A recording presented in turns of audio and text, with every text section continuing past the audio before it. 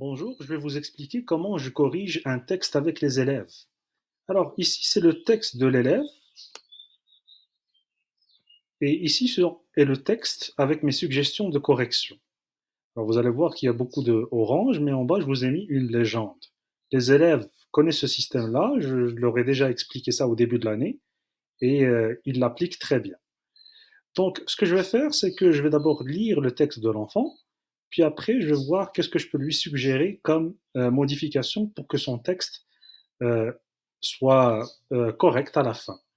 Alors ici, par exemple, tu vois, j'ai juste copié, collé le texte ici, puis j'ai rajouté des modifications. L'enfant, l'élève, il a dit, il avait deux enfants. Ici, j'ai mis un Y entre parenthèses, ça veut dire qu'il te manque un Y. Il y avait deux enfants.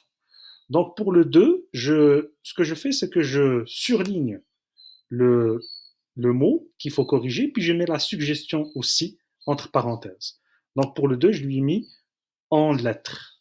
Vaut mieux l'écrire en lettres. Enfant, donc il manque ici un S, je lui ai mis pluriel. Alors tout ça ici, vous le voyez dans la légende. Plur veut dire pluriel, imp troisième, pers plur veut dire conjuguer le verbe à l'imparfait à la troisième personne du pluriel. Je, en fait, ce qu'il faut, c'est qu'il faut toujours, d'après mon système, sélectionner la partie que l'enfant avait mal écrite et lui donner la suggestion par la suite. Donc s'appeler ici, on voit qu'il n'y a pas d'apostrophe, alors je lui ai mis le verbe s'appeler à l'infinitif et je lui dis de aller chercher comment on le conjugue. Et je lui dis qu'il faut le conjuguer à l'imparfait, troisième personne du pluriel. Ici, il y a un point, puis il a commencé sa phrase par une minuscule. J'ai surligné il et j'ai mis mage, entre parenthèses, qui veut dire majuscule, ici. Alors, il vit. Là, il est en train de parler de deux enfants, Kenda et Aman. Alors, je lui dis vit, je lui ai donné le verbe à l'infinitif, c'est le verbe vivre, et je lui dis d'aller chercher la conjugaison de ce verbe-là à l'imparfait, à la troisième personne du pluriel. Ici encore, il vit. Ici, j'ai oublié de le mettre plur, parce qu'il devrait être au pluriel, vu qu'on parle de deux enfants.